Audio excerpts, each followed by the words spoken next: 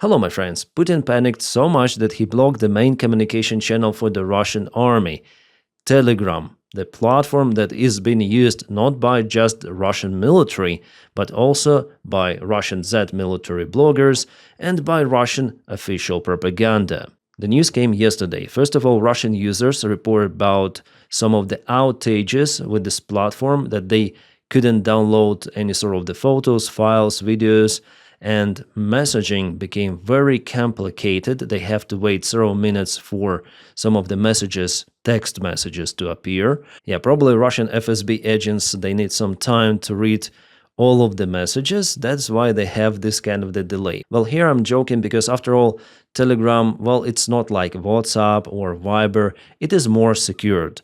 Yes, it is made by Pavel Durov, who is Russian himself. He now lives in UAE. Before I liked that guy, but now not any longer. As for me, he is like the smaller clone of Elon Musk. He thinks absolutely the same. And later in this video, I'm gonna tell you why I don't like that guy really. But Telegram is not the worst platform from existing. I mean, Messenger, not the worst one, but I would put Signal a little bit on top. So as for me, Signal, then Telegram, and after it, WhatsApp and Viber. So, something was happening yesterday with Telegram. There were also reports from the Russian Z military channels that they were not able to post their usual propaganda posts, or even sometimes they publish truthful information. And it is also a reason, one of those, of why Russia tries to restrict Telegram.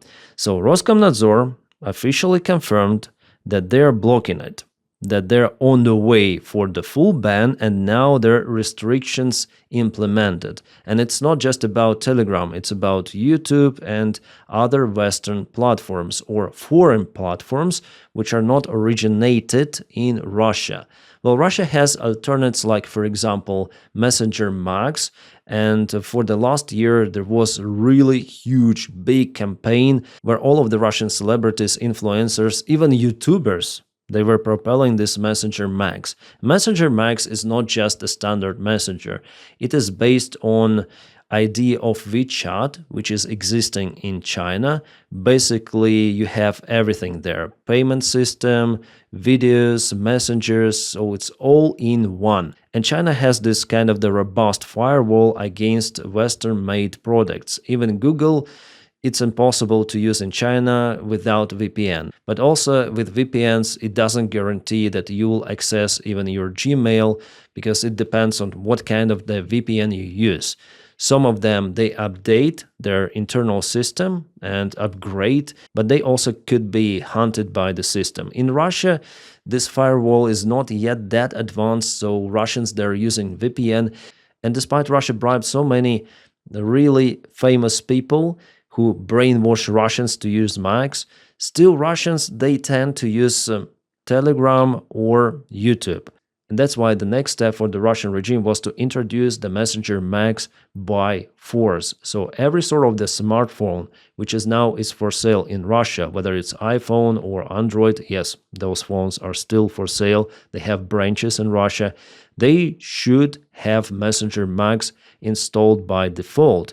Otherwise, they're not permitted for sale in Russia. And Messenger Max is a spy-grade equipment that might turn microphone or camera on the phone at any time. And doesn't matter whether this Messenger Max is turned on or off.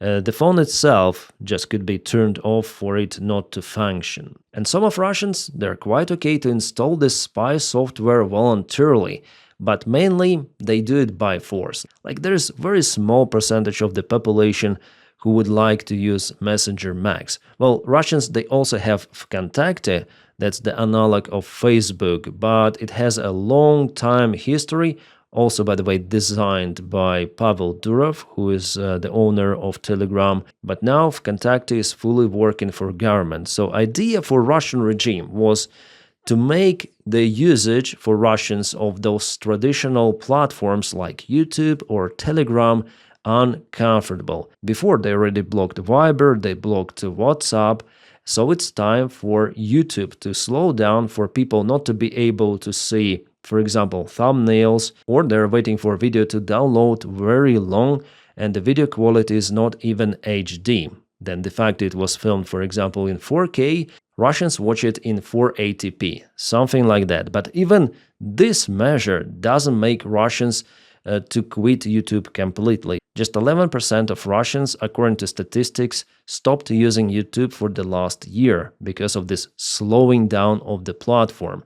So the mission of making this light, smooth transition from foreign platforms to the Russian only didn't work for Russian regime at all. That's why they are now trying to force people to use Max and Vkontakte fully and to cancel YouTube and Telegram.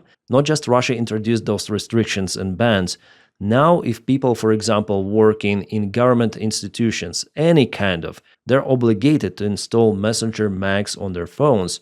And even for students, if they study somewhere, they should have this shit installed. And yesterday it was already an agony. Then officials already confirmed that they're gonna ban everything, use Messenger Max, be happy. But how this Messenger Max was created, that millions of dollars were spent, but the job was done kind of poorly.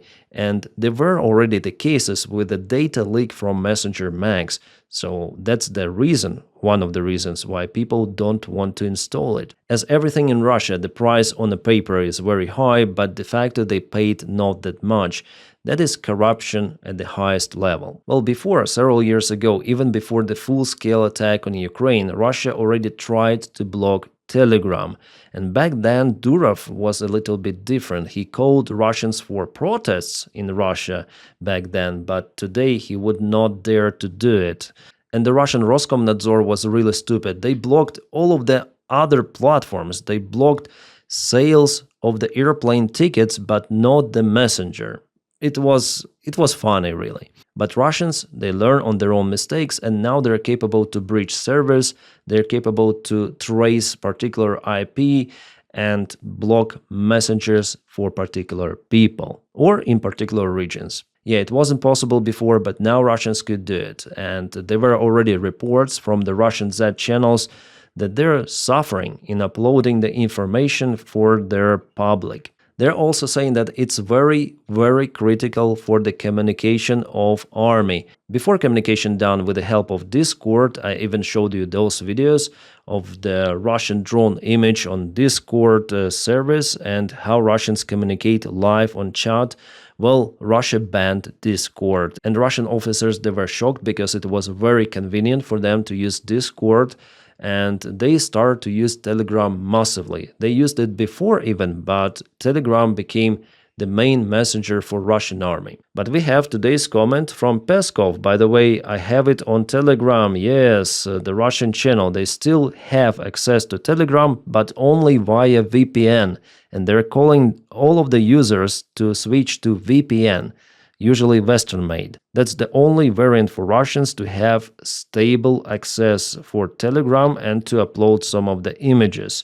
So I still follow those Russian bloggers because I need to do it for my main job, my main channel. So Peskov, Kremlin spokesman here, I don't think it is possible to imagine that frontline communication is provided via Telegram or some other messenger. The consequences of restriction and slowdown of Telegram are hardly likely to be noticeable for the front, he added. And here is the Russian comment. Is there any need to comment on this? How far the real situation is from the one being commented on? So they're basically saying that Russian political management, it doesn't understand what is really happening on the front lines. Well, not just political management, but also Russian generals. And it is one of those main reasons for Russian regime to block Telegram, because the information, sometimes those comments, they're getting from Telegram to the Russian society, to those people who are interested in this war, for those Russian volunteers who are up to sign the contract with the Russian army, and they read those military channels, and they say that the situation is not as bright as it is told on the Russian TV, that there are some of the Russian midwave attacks, Russian convoys are being bombed by Ukrainian FPV drones, drone drops, and they're being annihilated mainly. And Russian army is also not competent because Russian Z channels are saying that Gerasimov is lying, that Putin is lying himself because Kupiansk is not being taken by Russia. No, it's being taken by Ukraine, liberated. It was a counterattack, but Russian military command continued to say that they've took it. They encircled thousands of Ukrainian troops. So of course, if Putin wants to get more army men to its army and to flatline them to Ukraine, those army men should not know about the real situation on the front lines. They should be isolated. Generally, all of the Russian society should be. They should be under the firewall. And Russia is heading towards it. They're gonna implement the total ban very soon because Russian officials, even Peskov, they're openly saying about it. And yeah, for the Russian army, it's the most critical, I think, because recently they lost Starlink and now they lost one more way of communication between command, between soldiers, because after all, Telegram has some of the security protection. So for Russian soldiers, it's better to use VPNs and to use Telegram than to use directly Messenger Max. Messenger Max is a total nonsense, and I guess Ukrainian command, Ukrainian intelligence already has the access to the data of Messenger Max. I'm almost sure about it. One more reason for Russia to restrict Telegram and YouTube is that Russians in general should not obtain truthful information, not just from the front lines, but also political opposition information. Because even with the current restrictions, Russians have the chance to listen to everyone, to Maxim Katz, who is a Russian oppositioner, to me, for example. I give the information about the front lines. Yes, I do it in English, but also there are multiple of the channels which do the same as I do, but in Russian. Well, actually, guys, there are way more information about the war in Ukraine in Russian and in Ukrainian than in English. It's not a surprise because the war is happening in Ukraine. And sometimes people ask me whom I listen to. Well, usually Russian speakers or Ukrainian speakers. They tell about precise things, which I also use in my videos. So whether those restrictions are good for Russia, for the Russian regime, absolutely not. Those are not popular within the Russian society, within the Russian army, but Russia now has no chance if they want to continue this war. It also, by the way, shows that they want to continue, that they're not looking to stop, and maybe they want even to escalate. So they do not need some of the counter-propaganda or truthful information to spread within Russian population. I mean, Putin doesn't want it for sure. It could be a sign of the possible future mobilization in the Russian army, because as I told you, this year is really decisive for Russia, 2026. They either should freeze the war, stop it, or at least pause, or they need to announce a mobilization. Well, it could be this year, maximum the next one, because simply they're out of the resources, out of the human forces to continue the war as they do it. They simply lose too much of the infantrymen. As the Ukrainian side reported, 35,000 per month. Those are astronomical losses. Russia now hires the same number, and they really struggle with army men to boost their military action, to really occupy the remaining territories of Donbass. Russia needs lots of the new army men, way more than they have. Because the future losses for Kramatorsk, for Slavyansk could be several 100,000 soldiers for Russia easily. And it will take few years for Russia to occupy entirely Donetsk Oblast. So we are witnessing this emergency break, and judging on the comments coming from the Russian officials, well, the top rank officials, they are saying that everything is good. The lower rank, they're just in shock. They don't know how to explain it. Even the Russian journalists, they are saying that it is something strange, but they have to obey to the highest Russian elite. And Telegram, finally, I expect it to happen in a couple of months, will be blocked and banned fully in Russia. But whether it's good or bad for us, I would say it's more bad than good. Because after all, it was this window to give proper information for Russians, some of the counter-propaganda, some of the truthful things. If this window is closed, Russians will just boil in this internal information space, and they will be brainwashed even more. It was during the Cold War that the Voice of America, BBC, they were broadcasting specially for the Soviet Union. Special towers were built for transmitting the signals. And Soviets made their own systems to suppress this radio signal, but still somehow it managed to get to some of the families of the Soviet Union, including Ukraine, by the way. So it's important, of course, to tell to people of enemy country that you shouldn't live like that. You live in autocracy and do something about your regime. Well, Russian population is Putin is very lucky with his population, let's say, because despite all of those losses and despite very terrible economic situation, Russian society is still not protesting that much. They are calm and they accept their faith for now. By the way, the economic situation is one more factor for Russia to block Telegram or restrict it at least, because Russians communicate and they tell how bad everything is. With their jobs, with their businesses, everything is closing. Yes, Russia is declining very fast, and this year we're gonna witness tremendous drop. The next year it will be cascading even lower and lower. We'll see the decline of the Russian economy, and with the Russian economy, the decline of Russia itself. But to make Russia unaware about the real situation, Russia blocks media and social media. Well, actually, any kind of the autocracy does it, as it was recently in Iran. Then Ayatollah regime blocked internet completely inside the country and even managed to suppress Starlink signal. I wonder how they did it. Maybe Russia supplied some of their technologies to Iran, because Russia may jam Starlink signal indeed in some of the space, some of the area. But Starlink is not working in Russia, which is pretty much good, and also not working for Russian military, for Russian terminals. However, Russians are working to find out the solutions. For example, they want to bribe Ukrainian citizens for them to register their own Starlinks and for the Starlinks to work for Russian army. This is crazy. This will lead to nowhere, but today I got this message from Ukrainian SBU, because I'm Ukrainian myself, so I received this SMS. Ukrainian SBU informs you that enemy tries to hire Ukrainians to register Starlinks on their names. Helping Russians is a crime, so if you are being contacted by someone about Starlink and registering the Starlink in Ukrainian data center, please call our official bot on Telegram, by the way. SBU has its own Telegram account with Telegram bot, and it's pretty much secured. We're gonna win together, Slava Ukraini, they say. Well, already checked, it's the real SBU official channel.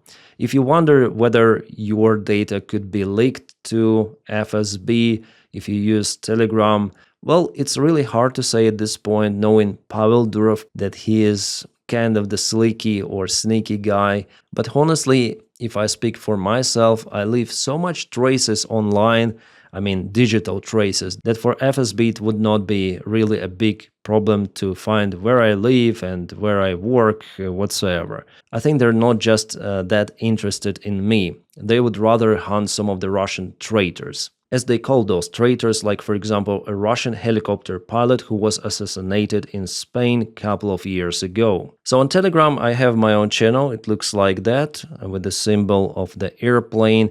Have almost 240,000 subscribers here. I post some of the news here and share data from other Telegram channels, yeah, the links for my videos, but not only. As for me, it's kind of the good platform to get engaged to some of the news and publish it right away.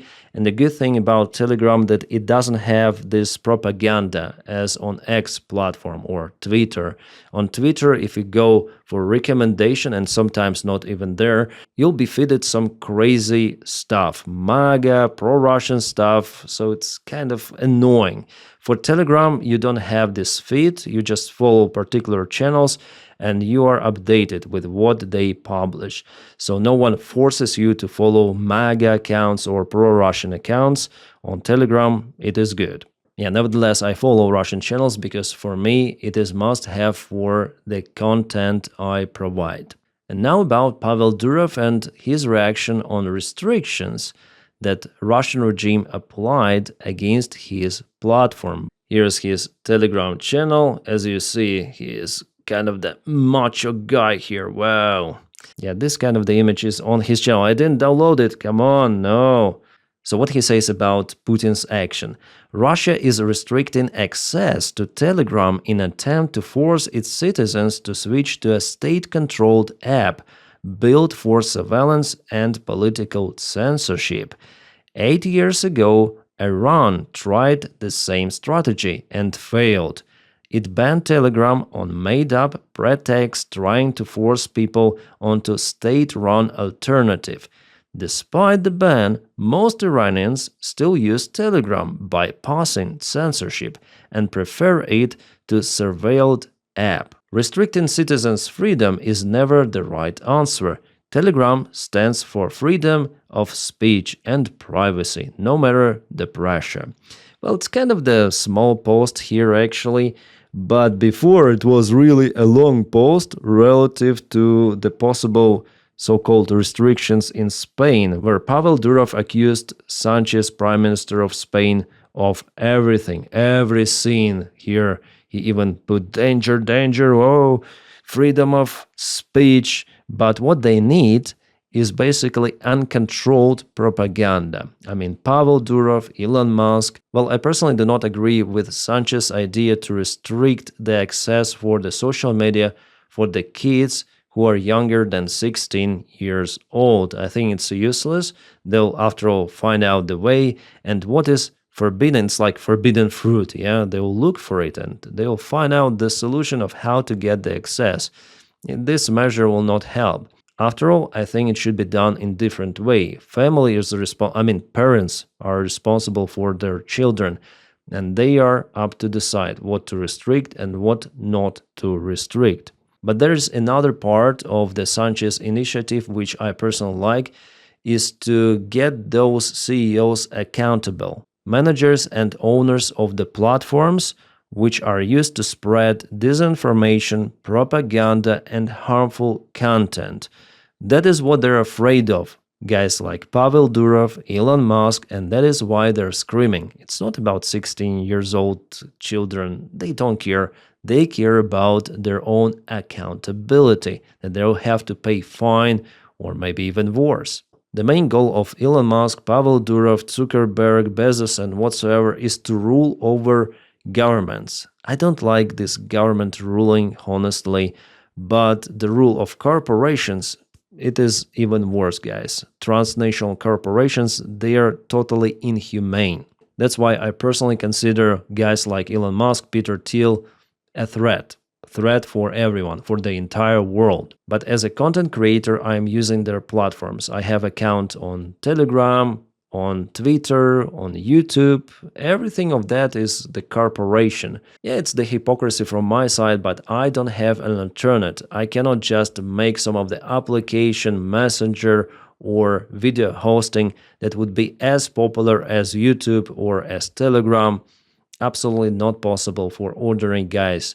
So the only thing for me is to use those corporation social media. But luckily, at least for now, there is the freedom of speech, at least partial one. Yeah, I can call those corporate rats bastards and nothing will happen to me. But in Russia, if someone calls Putin names, oh, it's a big no-no. There is the punishment for that. Few years in the prison, for sure. Well, guys, it's all what I want to say about this topic, and thank you so much for your kind support on Patreon and membership of the channel. You are really making my content or this content possible.